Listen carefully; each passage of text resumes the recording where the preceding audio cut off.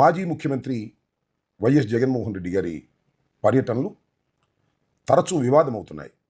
వివాదమవుతున్నాయని అనడం కంటే వివాదం చేస్తున్నారు అని అంటే సమంజసంగా ఉంటుందని నేను భావిస్తున్నాను. మాజీ ముఖ్యమంత్రి వైఎస్ జగన్మోహన్ రెడ్డి గారు ప్రధాన ప్రతిపక్ష నాయకుడి హోదా ఇవ్వకపోయినప్పటికీ కూడా ఆయనే ప్రధానమైన ప్రతిపక్షం. కాబట్టి ప్రభుత్వ నిర్లక్ష్య వైఖరికి నిరసనగా ఉద్యమాలు చేయవలసినటువంటి బాధ్యత జగన్మోహన్ రెడ్డి గారి మీద ప్రజాస్వామ్యయుతంగా ఉన్నదనేది అందరూ అంగీకరించేటటువంటి అంశం. అయితే జగన్మోహన్ రెడ్డి గారు రాష్ట్రంలో తరచూ పర్యటనలకు వెళుతూ ఉంటారు. దానికి అనేకమైన కారణాలు మనం చూసాం. మిర్చి ధర పడిపోయినప్పుడు దాన్ని ప్రజల్లోకి తీసుకువెళ్ళి ప్రభుత్వం మీద ఒత్తిడి చేయడానికి గుంటూరు మిర్చి యార్డుకు రావడం జరిగింది. అదేవిధంగా పొగాకు ధర కూడా చాలా దారుణంగా పడిపోయి రైతాంగం ఇబ్బంది పడుతున్నప్పుడు పొదిలి వెళ్ళి తమ నిరసన వ్యక్తం చేసేటటువంటి ప్రయత్నం చేశారు. దానితో పాటు రాప్తాడులో హత్యకు గురైనటువంటి కార్యకర్తను పలకరించడానికి సత్తెనపల్లిలో ఒక యువకుడు ఆత్మహత్య చేసుకున్నాడు కాబట్టి వారి కుటుంబాన్ని పలకరించడానికి పర్యటనకు వెళుతూ ఉన్నారు. ఈ పర్యటనను చాలా వివాదాస్పదం చేయాలనేటువంటి ప్రయత్నం పనిగట్టుకొని ఈ ప్రభుత్వం చేస్తున్నది. ఇక్కడ కొన్ని అంశాలను మీ దృష్టికి తీసుకురావాలి. నేనేదో జగన్మోహన్ రెడ్డి గారి మీద అభిమానంతోనో లేకపోతే వైఎస్ఆర్ కాంగ్రెస్ పార్టీకి చెందినటువంటి నాయకుడుగానో ఈ విషయాలు చెబుతున్నానని మీరు దయచేసి భావించవద్దు. జగన్మోహన్ రెడ్డి గారు ఈ రాష్ట్రంలోనే కాదు, దేశంలోనే అత్యంత ప్రజాదరణ కలిగిన నాయకుడు. 40% ఓట్ షేరే వచ్చి ఉండవచ్చు, కేవలం 11 సీట్లు మాత్రమే మాకు దక్కి ఉండవచ్చు. కానీ పర్సనాలిటీగా, వ్యక్తిగా అమోఘమైనటువంటి ఫ్యాన్ ఫాలోయింగ్ ఉన్నటువంటి వ్యక్తి. బహుశా సినిమా నటులకు కూడా అంత ఫాలోయింగ్ ఉండదు. కారణం ఏంటంటే యువకుడు కావటం, క్లిష్ట సమయంలో ధైర్యాన్ని ప్రదర్శించడం, 5 సంవత్సరాలు పరిపాలన చేసి అనేకమైన సంక్షేమ కార్యక్రమాలు తూచా తప్పకుండా అమలు చేయడం, ఆయనకి అత్యంత ప్రజాదరణ కలిగి ప్రజల్లోకి వెళుతున్న సందర్భంలో జనం విపరీతంగా వస్తూ ఉంటారు. ఇవాళ తెలుగుదేశం పార్టీ పోలీసులు చెబుతున్నట్టుగా మేము జనాన్ని పోగు చేయటంలా, జనం వారంతటా వారే తెలుసుకుని రావడం, కారు మీదకొచ్చి పడిపోవడం, బాయినెట్లు ఎక్కటం, ఇవన్నీ చాలా సందర్భాల్లో మీరు కూడా చూసి ఉంటారు. నేను ఈ విషయాలని ఎందుకు చెబుతున్నానంటే, ప్రభుత్వం జగన్మోహన్ రెడ్డి గారు బయటికి రాకోకుండా నివారించాలనేటువంటి ఒక విష ప్రయత్నం చేస్తున్నది. వినుకొండ వెళ్ళినప్పుడు ఆయన వెంట ఎవరు వెళ్ళకోకుండా ఉండేందుకు బారికెట్లు పెట్టి నివారించే ప్రయత్నం చేశారు అనఫిషియల్గా. అయినా వినుకొండలో విపరీతంగా ప్రజలు వచ్చారు. ఆ తర్వాత రాప్తాడులో కురబ లింగయ్య అనేటువంటి వ్యక్తి హత్య గావించబడితే జగన్మోహన్ రెడ్డి గారు హెలికాప్టర్లో వెళ్ళారు. హెలికాప్టర్ చుట్టూ బ్యారికేట్లు లేవు, అశేషమైనటువంటి జనం వచ్చారు. హెలికాప్టర్ మీదే దూసుకొచ్చి మీద పడ్డారు. హెలికాప్టర్లో కొన్ని ఇబ్బందులు వచ్చి మళ్ళీ రిటర్న్లో హెలికాప్టర్ వెళ్ళిపోయింది. జగన్మోహన్ రెడ్డి గారు రోడ్డు మీద వెళ్ళవలసిన పరిస్థితి ఏర్పడింది. దీనికి నేను ఏమంటానంటే, జనం ఇంత పెద్ద ఎత్తున వస్తారని తెలిసి కూడా ప్రభుత్వం సరైన రక్షణ కల్పించలేదు అని నేను ఇక్కడ చెప్పదలుచుకున్నా. అదేవిధంగా మీరు గుర్తు చేసుకోండి, గుంటూరు మిర్చి యార్డుకి జగన్మోహన్ రెడ్డి గారు వచ్చారు. అసలు సెక్యూరిటీనే ఇవ్వాల. ఆ రోజు నేను కానీ, అప్పిరెడ్డి కానీ, సుబ్బారెడ్డి గారు కానీ, నాని కానీ వచ్చిన వాళ్ళను అసలు బ్రతికి బయటకు వస్తామా ఆ కోరులో, ఆ జన ఒత్తిడిలో అని ఉక్కిరిబిక్కిరైపోయాం. కానీ ఏంటంటే పోలీసుల కంట్రోల్ లేదు, అసలు పోలీసులనే పెట్టలేదు. మేము అసలు సెక్యూరిటీనే ఇవ్వని తిరస్కరించినటువంటి సందర్భం.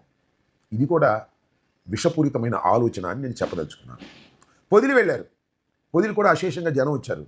పొదిల్లో ఒక 10 మందినో 30 మందినో బెలూన్లు పెట్టి అల్లరి చేసే కార్యక్రమం చేశారు. సహజంగానే గొడవ జరిగింది, దాని మీద కేసులు పెట్టారు. ఈ విధంగా జగన్మోహన్ రెడ్డి గారి పర్యటనను ఫెయిల్ చేయాలి అంటే ఏంటంటే, జగన్మోహన్ రెడ్డి గారు బయటకు వచ్చి జనంలో తిరుగుతుంటే ఆయనకు వస్తున్న ప్రజాదరణ చూసిన తరువాత ఈ ప్రభుత్వంలో ఇబ్బందులు వస్తాయి అనేటువంటి ఉద్దేశాన్ని వారు భావిస్తున్నట్టుగా నాకు అర్థమవుతుంది. వారంటే ముఖ్యంగా లోకేష్ అండ్ చంద్రబాబు నాయుడు గారు ఒక విషపూరితమైనటువంటి ఆలోచన చేస్తున్నారు. మొన్న చూడండి, జగన్మోహన్ రెడ్డి గారు సత్తెనపల్లి నియోజకవర్గం రెంటపాలలో నాగమల్లేశ్వరరావు మృతి చెందితే ఆయన కుటుంబాన్ని పరామర్శించడానికి వెళ్ళేటటువంటి కార్యక్రమం చేశారు. ఎంత హంగామా చేశారండి. మా అందరికీ నోటీసులు ఇచ్చారు, జనం రావడానికి వీల్లేదన్నారు, బ్యారికేట్లు పెట్టారు, జనాన్ని రాకుండా కంట్రోల్ చేసే ప్రయత్నం చేశారు. ఇన్ని చేశారు కదా. జగన్మోహన్ రెడ్డి గారి వాహనం మీదకు దూసుకొస్తున్నటువంటి అభిమానుల్ని ఎందుకు మీరు కంట్రోల్ చేయలేదు? అది మీ బాధ్యత కాదా? మీరు ఒకసారి ఆలోచించుకోవాల్సినటువంటి అంశం ఏమిటంటే, జెడ్ ప్లస్ సెక్యూరిటీలో జగన్మోహన్ రెడ్డి గారు ఉన్నారు, జెడ్ ప్లస్ సెక్యూరిటీ మీరిచ్చింది కాదు, బై వర్చ్యూ జగన్మోహన్ రెడ్డి గారు ఒక మాజీ ముఖ్యమంత్రి కుమారుడు, మాజీ ముఖ్యమంత్రి కాబట్టి ఆయనకు ఆటోమేటిక్గా జెడ్ ప్లస్ సెక్యూరిటీ వస్తుంది. జెడ్ ప్లస్ సెక్యూరిటీకి ఇచ్చేటటువంటి సదుపాయాలు ఇదేనా? రోప్ పార్టీ ఎందుకు లేదని అడుగుతా ఉన్నా. ఉంది, నేను చూశాను. ఎలా ఉందంటే ఆ వ్యాన్ మీద రోప్ పార్టీ అని రాసి ఉంది, దానిలో కానిస్టేబుల్స్ ఉన్నారు, రోప్ ఉంది. ఎందుకు దిగరు? ఎందుకు జగన్మోహన్ రెడ్డి గారి చుట్టూ జనం విపరీతంగా వచ్చి మీద పడుతున్నప్పుడు, బాయినెట్ల మీద ఎక్కుతున్నప్పుడు ఎందుకు కంట్రోల్ చేయరు? కంట్రోల్ చేయడానికి ఎందుకు ప్రయత్నం చేయరు మీరు అంటే ఉద్దేశపూర్వకంగానే పోలీసు వ్యవస్థ అలా చేస్తుంది. అది చంద్రబాబు నాయుడు గారు, లోకేష్ గారి డైరెక్షన్తో చేస్తున్నారు. ఒకసారి ఏమో సెక్యూరిటీ ఇవ్వరు, ఒకసారి సెక్యూరిటీ ఇచ్చినా కూడా మైల్డ్గా ఉంటారు, పట్టించుకోరు.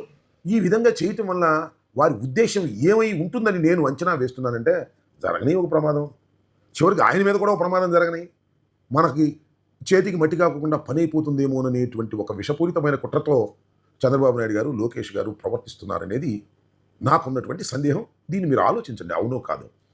జగన్మోహన్ రెడ్డి గారికి సెక్యూరిటీ ఇవ్వటం లేదు సరిగా అనే విషయాన్ని మేము గవర్నర్ గారి దగ్గరికి వెళ్ళి, బొత్స సత్యనారాయణ గారు మేము వెళ్ళి కూడా రిపోర్ట్ చేయడం జరిగిందని మనం చేస్తున్నాం. ప్రజాస్వామ్యంలో మీకు గిట్టకపోయినా, మీకు వ్యతిరేకుడైన మాజీ ముఖ్యమంత్రి 5 సంవత్సరాలు పరిపాలన చేసిన వ్యక్తికి మీరు సెక్యూరిటీ ఇవ్వకోకుండా, ఇచ్చిన మైల్డ్గా ఉండి ఏదో ఒక ప్రమాదం జరిగే విధంగా పరిస్థితులను మీరు కావాలని క్రియేట్ చేస్తున్నారనేది ఇక్కడ నా అభియోగం. అందువల్ల జగన్మోహన్ రెడ్డి గారు మీరు ఎన్ని ఆపినా జనంలోకి వెళ్ళక మానరు. ప్రభుత్వం మీద ఒత్తిడి తీసుకొచ్చినటువంటి కార్యక్రమం చేస్తాం. మీరు వద్దన్నా కాదన్నా అశేషమైన జనం జగన్మోహన్ రెడ్డి గారికి వస్తారు. అది ఆయన అదృష్టం.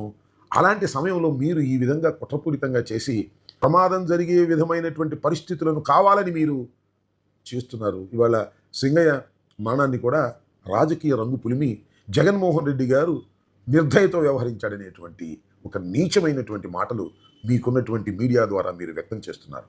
సింగయ్య మా కార్యకర్త. జగన్మోహన్ రెడ్డి గారు అంటే పిచ్చి అభిమానంతో కూడుకున్నటువంటి వ్యక్తి. ఆయన జగన్మోహన్ రెడ్డి గారిని చూడాలని వచ్చాడు, యాక్సిడెంట్ అయ్యి మరణించాడు. అది జగన్మోహన్ రెడ్డి గారు వాహనం కింద పడ్డాడా లేకపోతే మరొకటి కింద పడ్డారా మీకే ఒక నిర్ధారణ లేనటువంటి దశలో మీరున్నారు. అయినా తోసేద్దాం జగన్మోహన్ రెడ్డి గారి మీద అనేటువంటి మాట.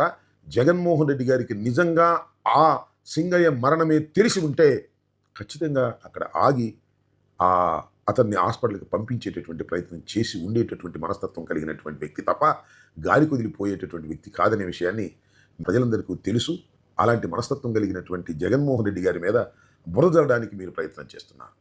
నేను ఇక్కడ ఆందోళన చెందుతున్నటువంటి అంశం ఏమిటంటే జెడ్ ప్లస్ సెక్యూరిటీలో ఉన్నటువంటి జగన్మోహన్ రెడ్డి గారికి సరైనటువంటి సెక్యూరిటీని కల్పించకపోవటం ఆయనకి ప్రమాదం జరిగేటటువంటి అవకాశం ఉందని నా అభిప్రాయం. అలాంటి అవకాశం కల్పించడానికి నారా చంద్రబాబు నాయుడు గారు, లోకేష్ గారు విశ్వ ప్రయత్నం చేస్తున్నారనేది కూడా నా అభియోగం. ప్రజలు దీన్ని అర్థం చేసుకోవాలని కోరుతున్నాను. పోలీసు వ్యవస్థ, పోలీసు